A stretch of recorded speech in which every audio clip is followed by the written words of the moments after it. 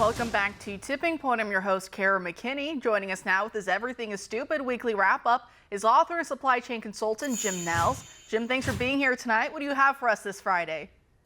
Hey, Kara, thank you very much for having me again. Greetings from the Everything is Stupid studios here in the People's Republic of Chicago, where our mayor has to spend time in the hospital because he's stressed about his mental health, or perhaps just his poor performance. As you can guess, it's been another crazy, stupid week. We have a lot to cover, so let's jump right in. Let's start with politics.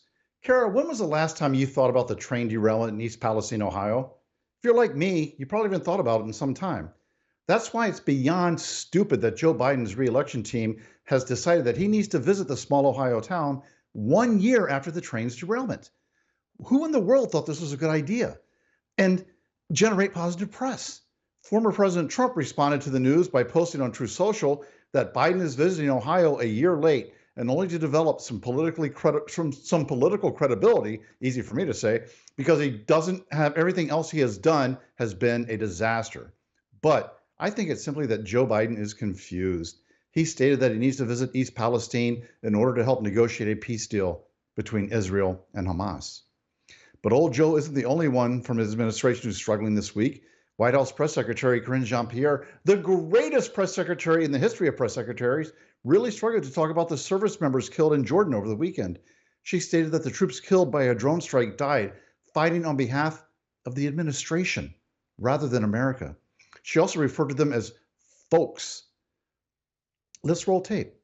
What I will say, obviously our deepest condolences go out, and our heartfelt condolences go out to the families who lost three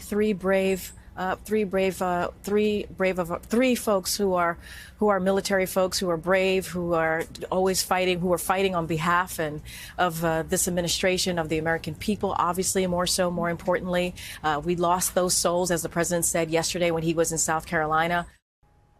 So insincere and such an embarrassment. You know, I didn't know that Joe's dementia was contagious. President Biden said Tuesday that he's decided upon the U.S. response to the drone strike that killed 3 U.S. service members and injured approximately 40 others, but he declined to give further details. The Everything is Stupid investigative team, working with our team of cyber hackers, was able to find the draft list of responses, which include a strongly worded letter to the president of Iran, signing the president of Iran up to receive marketing text messages from the My Pillow guy, and leaving a flaming bag of dog poop on the Iranian president's front door. We'll see which one he chooses. Biden also had a hard time with the truth this week, actually getting called out by CNN for his wildly misleading statements. In a speech last week, he claimed that last year, the federal government funded 700,000 major construction projects, from highways to airports, to bridges, to tunnels, to broadband. Nope, it was 7,000. He also claimed that he put a $2,000 per year cap on prescription drug costs for seniors effective January 1st of this year.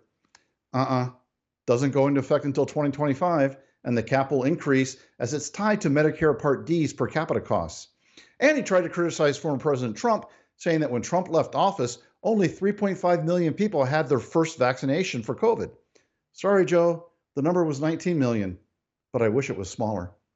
In the same speech, he said he was the first president to travel to Mars, that he invented the light bulb, and that he was the first person to storm Normandy Beach on D-Day.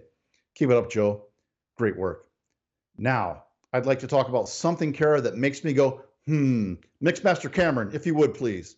Things that make you go, things that make you go, yeah. Still loving that song. Anyway, Michael Cassidy, a military veteran, has been charged with a hate crime for beheading a statue of Satan at the Iowa Capitol.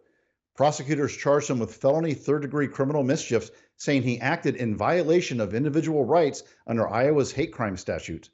In other legal news, 6 pro-life activists are facing 11 years in prison, having been found guilty of violating a federal law that forbids protesters from blocking the entrances to abortion clinics.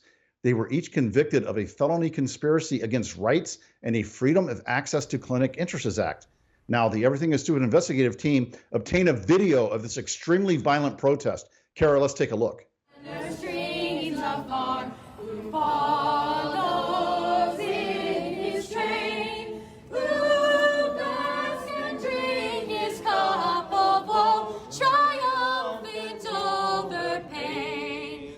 Sadly, producer Cameron didn't show the wrong video. That was the extent of the protest.